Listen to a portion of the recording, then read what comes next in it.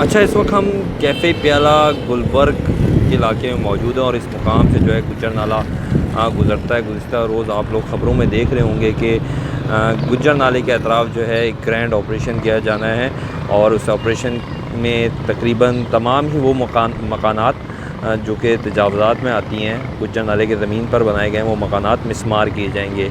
तो वो ऑपरेशन जो है मुअत्तल हो गया है, ऑपरेशन अब नहीं किया जा रहा। और ऑपरेशन क्यों नहीं किया जा रहा, इसकी वजूहात मैं आपको इस वीडियो में बताऊंगा। अगर आपने चैनल सब्सक्राइब नहीं किया तो सब्सक्राइब करें और इस वीडियो को मुकम्मल देखें।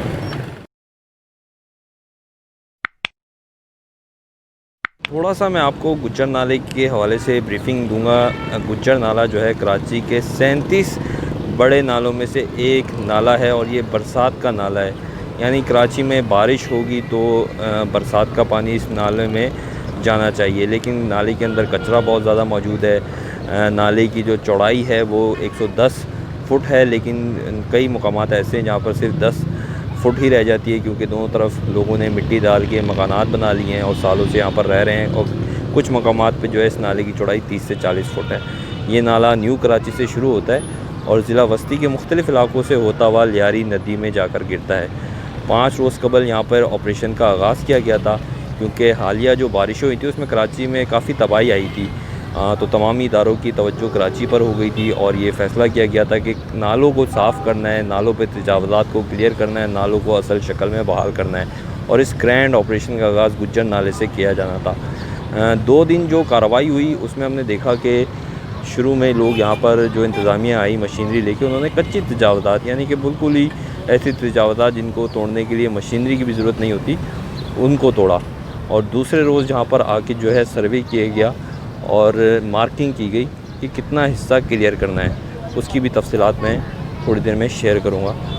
और यहाँ के मकीनों से भी आज बात करेंगे कि वो कितने मुतमईन हैं कि ऑपरेशन जो है फ़िलहाल मुअत्तल हो गया है, और वो मुअत्तल होने की वजूहात भी आपको भी बताते हैं। जैसा कि मैंने आपको बताया कि पहले 2 रोज़ जो हमने ऑपरेशन में देखा कि जो कार्रवाई हुई है वो ये थी कि कच्ची तजावज़ात जो कि छोटे औज़ारों से तोड़ी गई, और दूसरे नंबर पे इस तरह की मार्किंग की गई।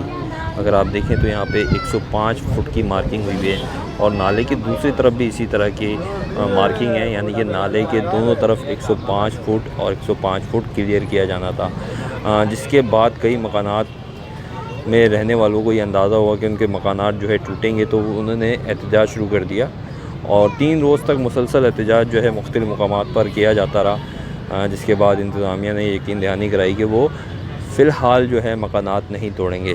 लेकिन कल एक बड़ी ख़बर सामने आई कि बिलावल भुट्टो ज़रदारी जो कि चेयरमैन पीपल्स पार्टी है, उन्होंने ज़िला वस्ती का दौरा किया 6 सितंबर इतवार के रोज़, और मुख्तलिफ़ मकामात पर उन्होंने कारकुनों से ख़िताब किया। और एक जगह उनका कहना था कि गुज्जर नाले पे जो ऑपरेशन किया जाएगा या हो रहा है उसमें लोगों के मकानात उस वक्त तक नहीं गिराए जाएंगे जब तक उनको मुतबादिल जगह फराहम नहीं की जाती, यानी लोगों को बेघर नहीं किया जाएगा। तो इस ख़बर के बाद से जो है यहाँ पर लोगों के चेहरों पे इत्मीनान है। लोग आज सड़क पर नज़र नहीं आ रहे बल्कि अपने घरों के अंदर मौजूद हैं। आज हम उनसे भी बात करते हैं कि वो इस ख़बर पर कितने मुतमईन हैं और उन्हें क्या उम्मीद है कि ऑपरेशन अब होगा या नहीं। कब से रह रहे हैं? हम तो भाई जब से आँख खोली है ये नदी देखी है, 44 साल मेरी उम्र है। अभी आप उससे अंदाज़ा लगा लें कि कब से हमारे माँ बाप यहाँ बैठे होंगे, और अब हमारे बच्चे भी जवान हो गए, हम इधर ही बैठे हुए हैं। पानी की लाइनें भी हमें यहाँ पे दी गई थी, गैस के भी मीटर दिए गए, टेलीफोन की भी लाइनें दी गई, बिजली की भी लाइनें हमारे को दी गई, हर चीज़ हमें मुयसर की गई यहाँ पर। जब इन्होंने हमें नहीं कहा कि यार आपको यहाँ से उठा देंगे या तोड़ फोड़ कर देंगे या निकाल देंगे, कभी ऐसी कोई बातें नहीं हुई। फिर बीच में 4 साल पहले ही आए, यहाँ से तोड़ कर गए। ये पूरा हमारे घर था, ये आगे तक हम 8 भाई हैं सारे, अभी कुछ किराए पे कुछ यहाँ पे रह रहे थे अभी 4 साल से।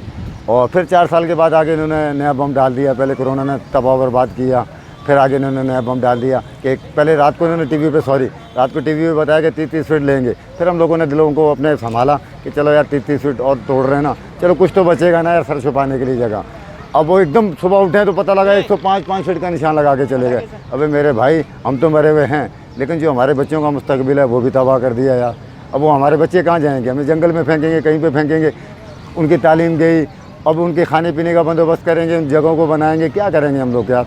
हम तो यही सोच सोच के ना मरते हुए जा रहे हैं, दिन पर दिन मर रहे हैं, और ये मस्जिद हमें मारना ही चाह रहे हैं। अच्छा, कल बिलावल भुट्टो ने कहा कि जब तक मुतबादिल जगह हाँ, तब तक नहीं तोड़ेंगे, तो उस पर कुछ तसल्ली हुई है? उस पर तसल्ली ये हुई है कि यार तसल्ली तो देखो यार, सांप रस्सी का बोलते हैं ना, ये डसा हुआ तो सांप का डसा हुआ रस्सी से भी डरता है। तो कहने का मकसद जब देंगे तो हमें तो जब जाके यार थोड़ा हौसला होगा।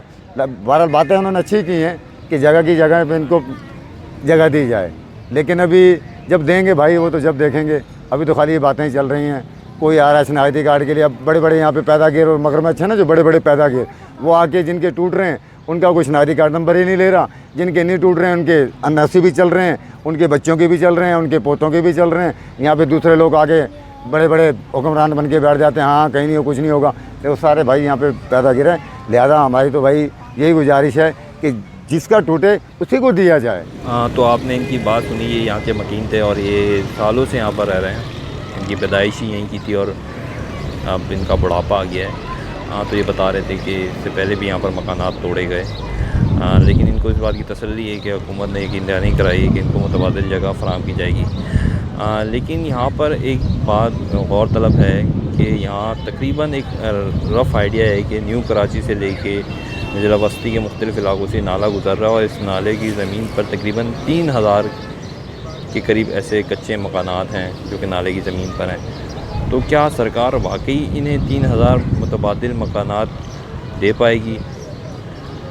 और अगर दे पाएगी तो कितना अरसा लगेगा, कितना पैसा लगेगा इस काम में? उसके बाद यहाँ पर ऑपरेशन होगा और फिर ये ऑपरेशन कब शुरू होगा? अगली मानसून के बारिशों या अगले कराची की तूफ़ानी बारिशों से पहले हो जाएगा? तो ये सारे वो सवालात हैं जिसका जवाब देना हुकूमत वक्त की ज़िम्मेदारी है। लेकिन बज़ाहिर अगर माजी की बात की जाए, जो माजी में तजर्बे रहे ऑपरेशन के हवालों से, तो ये इस चीज़ में हुकूमत हमेशा नाकाम रही है और इसे दावों की हद तक रहा है और मामलात में कभी बेहतरी नहीं आई। इसी तरह मकानात जो है नालों में बनते रहे और मज़ीद बनते रहेंगे।